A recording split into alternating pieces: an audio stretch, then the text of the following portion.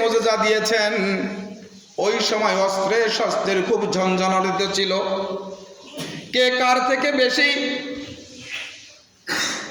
শক্তিশালী অস্ত্র তৈরি করতে পারবে, অত্যাধুনিক অস্ত্র তৈরি করতে পারবে, এইটা ছিল তার সময়কার রীতিনীতি। আল্লাহ রাব্বুল আলামিন হযরতে দাউদ আলাইহিস সালামকে এমন মুজিজা দিলেন, তিনি লোহাগুলিকে আগুনে তার পুরাতে হয় নাই। এই লোহাগুলি হাতের মধ্যে দিয়ে যখন চাপ দিতেন, লোহা পানি হয়ে আঙ্গুলের ফাঁক দিয়ে বেরিয়ে যেত, আর তিনি ইচ্ছা মতো লোহা দিয়ে অস্ত্র শস্ত্র তৈরি করতেন। হযরত দাউদ আলাইহিস সালাম চলে গেলেন, বিদায় হয়ে গেলেন, ইন্তেকাল করলেন। আজ পর্যন্ত কোনো মানুষ যদি এই লোহাকে চাপ দেয়, লোহা কখনো পানি হয়ে গলে পড়বে না, পড়বে নাকি? হযরত ঈসা আলাইহিস সালাম, তিনার মুজিজা ছিল অন্ধ লোককে যদি হাত বুলিয়ে যেত, অন্ধ চক্ষুষ্মান হয়ে যেত। কুষ্ঠ রোগীর শরীরে যদি হাত বুলিয়ে দিত, কুষ্ঠ রোগী ভালো হয়ে যেত। হযরত ঈসা আলাইহিস সালাম, তেনাকে আসমানে উত্তোলন করে নেওয়া হয়েছে, তিনি চলে গেলেন, বিদায় হয়ে গেলেন। আজ আর যত তার উত্তরসূরি আছেন, যত উম্মত আছেন, কিয়ামত পর্যন্ত যদি তারা কোনো অন্ধ লোকের গায়ে হাত বুলিয়ে দেয়, চোখ ভালো হবে নাকি? তিনি চলে গেছেন, মুজিজাও নিয়ে গেছেন। হযরতে দাউদ আলাইহিস সালাম চলে গেলেন, মুজিজাও চলে গেলেন। হযরতে মূসা আলাইহিস সালামের সময়, সে সময় জাদুবিদ্যার বড় প্রকোপ ছিল, জাদুবিদ্যা ঝনঝনানি ছিল, জাদুবিদ্যা এত বেশি ছিল, কথায় কথায় মানুষ জাদু করত, বান মারত, মানুষকে ভীতি প্রদর্শন করত, মানুষের ক্ষতি করত। হযরতে মূসা আলাইহিস সালামকে আল্লাহ পাক এমন মুজিজা দিলেন, তাকে একটা লাঠি দিলেন। আল্লাহ রাব্বুল আলামিন বললেন, ওমা তিলকা বিয়ামিনিকা ইয়া মূসা, হে মূসা, তোমার হাতে ওইটা কি? তিনি বললেন, হিয়া আসাই, এটা আমার হাতে লাঠি। তিনি বললেন, এটা আমার হাতে লাঠি, গাছের পাতা পারি, বকরিরে খাওয়াই, আর আমি যখন চলতে চলতে ক্লান্ত হয়ে যাই, এই লাঠির ওপরে ভর করে দাঁড়াই। এছাড়া আমি আরো অনেক কাজ করি। আল্লাহ রাব্বুল আলামিন বললেন, শুধু এর কাজ এতটুকুই না, তুমি এই লাঠিটাকে জমিনের মধ্যে ছেড়ে দাও। জমিনের মধ্যে লাঠি ছেড়ে দেওয়া হলো, সঙ্গে সঙ্গে হিয়া আসাই, অনেক বড় একটি আজদাহা সাপে পরিণত হয়ে গেল। মূসা আলাইহিস সালাম ভয় পেয়ে গেলেন। সাপ দেখে মৌলবি হোক, মুন্সি হোক, পীর হোক, বুজুর্গ হোক, ভয় পাবে কিনা বলেন? আল্লাহর নবীও ভয় পেয়েছেন। আল্লাহ পাক রব্বুল আলামিন বললেন, ও মূসা, ভয় পেও না, লা তাখাফ, ভয় পেও না, তুমি ওই সাপটাকে ধরো। যখনই ধরলেন, সঙ্গে সঙ্গে সাপ আবার লাঠিতে পরিণত হয়ে গেল। আল্লাহ রাব্বুল আলামিন বললেন, ও মূসা, আমি তোমাকে এই ফেরাউনের রাষ্ট্রের মধ্যে নবী করে পাঠিয়েছি। এই ফেরাউন সহ এই ফেরাউনের যত জাতি আছে, তারা আমাকে মানে না, তুমি রাসূলকে মানে না। আমি তোমাকে একটি মুজিজা দান করলাম। হযরত মূসা আলাইহিস সালাম যখন ফেরাউনের দরবারে দাওয়াত নিয়ে গেলেন, ফেরাউন প্রশ্ন করলেন, ক্বালা ফামান রাব্বুকুমা ইয়া মূসা, হে মূসা, তোমার রবকে, তুমি আমাকে বাদ দিয়ে যে রবের দাওয়াত দিতে এসেছো, সেই রবটাকে কি বলে?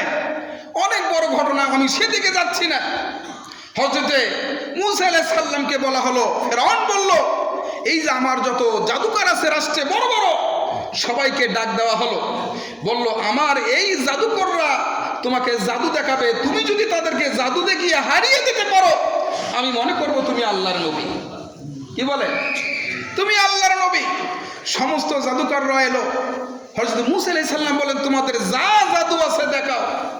সবাই নিজ নিজ জাদু দেখালো।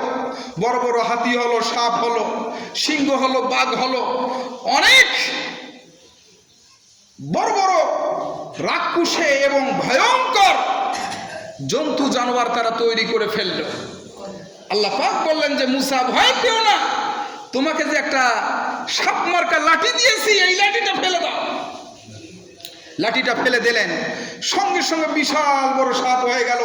আর তাদের বানানো যত জাদুবিদ্যা দিয়ে এই যে বড় বড় জীবজন্তু তৈরি করলো, ভয়ঙ্কর ডেঞ্জারাস মার্কা, সমস্ত প্রাণীগুলি হযরতে মুসার ওই লাঠি মার্কা সাপের ভেতর ঢুকে গেল, সমস্ত প্রাণীগুলো খেয়ে নিল। বলেন সুবহানাল্লাহ। সমস্ত জাদুকররা সিজদায় পড়ে গেল যে আমরা যা দেখালাম এটা জাদু, কিন্তু জাদুরে খাইয়া হজম করতে পারে এটা কোনো জাদু হতে পারে না, এটা জাদুর বাবা অথবা দাদা। সমস্ত সেই জাদুকরগুলি, কাফিরগুলি মুসলমান হয়ে গেল। বলেন সুবহানাল্লাহ। হযরত মূসা আলাইহিস সালাম দুনিয়া থেকে বিদায় হয়ে গেছেন, তিনি মুজিজাও সঙ্গে নিয়ে গেছেন। কিয়ামত পর্যন্ত যদি তার ওই লাঠি কেউ ছেড়ে দেয় আর কখনো সাপ হবে নাকি? না। আমি বুঝাতে চাইলাম আল্লাহ রাব্বুল আলামিন যত নবী, যত রাসূল এই দুনিয়াতে পাঠিয়েছিলেন, যত মুজিজা দিয়েছিলেন, সমস্ত মুজিজা সহ সমস্ত নবীরা বিদায় নিয়ে গেছেন। কিন্তু আল্লাহ পাক রব্বুল আলামিন তার হাবিবকে যে মুজিজা দিয়েছেন আজও পর্যন্ত এবং কিয়ামত পর্যন্ত আমাদের নবীর মুজিজা দুনিয়াতে অক্ষত থাকবে। আল্লাহ পাক রব্বুল আলামিন আমাদের নবীকে কম বেশি 3000 মুজিজা দিয়েছিলেন। কয় হাজার বলেন তো? 3000। যেমন এই যে আকাশের চাঁদকে আঙ্গুলের ইশারায় দ্বিখণ্ডিত করে ফেলেছিলেন, জানেন আপনারা? মাইকেল কলিন্স, জুবি গ্যাগারিন, এই যে 3 জন নভোচারী চাঁদে গিয়েছিলেন, তারা চাঁদে গিয়ে দেখতে পেয়েছেন আল্লাহ রাসূল যে তার আঙ্গুলের ইশারায় এই যে চাঁদকে দ্বিখণ্ডিত করে ফেলেছিলেন, সে দাগটা এখনো আছে, সেই দাগটা মিলিয়ে যায়নি। কারণ আল্লাহ পাক জানে এত এত সালে বাংলাদেশ থেকে কিছু নভোচারী, কিছু বিজ্ঞানী এখানে আসবে, তারাও যেন এটা দেখে যেতে পারে। আল্লাহ পাক মিলিয়ে দিতে পারতেন না, কিন্তু তা তিনি করেননি মানব জাতির হেদায়েতের জন্য। কিন্তু অত্যন্ত তাদের পোড়া কপাল, হতভাগা, এরপরও তারা ঈমান আনতে পারে নাই। নাউজুবিল্লাহ। আমার রাসূলের সময় সাহিত্যের খুব প্রভাব ছিল। কে কার থেকে বড় সাহিত্য রচনা করতে পারবে, কবিতা লিখতে পারবে, বড় বড় কবিরা, সাহিত্যিকরা, লেখকরা সাহিত্য লেখে, কবিতা রচনা করে কাবা শরীফের গায়ের মধ্যে তারা লটকিয়ে দিত আর বলতো কে কত বড় আসল লেখক, কবি, সাহিত্যিক, আমার এই কবিতার জন্য কেউ মোকাবেলা করে। বুঝতে পেরেছেন? আল্লাহ পাক রব্বুল আলামিন আবার নবীকে কোরআনে কারীম দিলেন, সর্বকালের সর্বশ্রেষ্ঠ সাহিত্য কবিতা সম্বলিত একখানা কিতাব কিয়ামত পর্যন্ত থাকবে। এবং কিয়ামত পর্যন্ত যত লেখক, কবি, সাহিত্যিক আসবে, কোরআনের মোকাবেলা করতে পারবে? এত সুন্দর শৈলীপনা, এত সুন্দর ভাষা, কাব্যিক কেউ কখনো লিখতে পারবে ভাই? এবং কিয়ামত পর্যন্ত এটা কি অক্ষত থাকবে।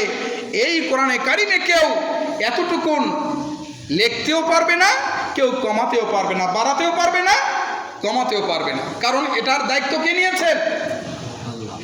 আল্লাহ রাব্বুল আলামিন বলেন, নাহনু নাযালনা যিকরা ওয়া ইন্না লাহু লাহাফিজুন। রব্বুল আলামিন বলেন, নিশ্চয়ই আমি কোরআনে কারীম নাজিল করেছি, আর এর সংরক্ষণের দায়িত্ব আমি আল্লাহ পাক রব্বুল আলামিন আমি আমার নিজ হাতে গ্রহণ করেছি।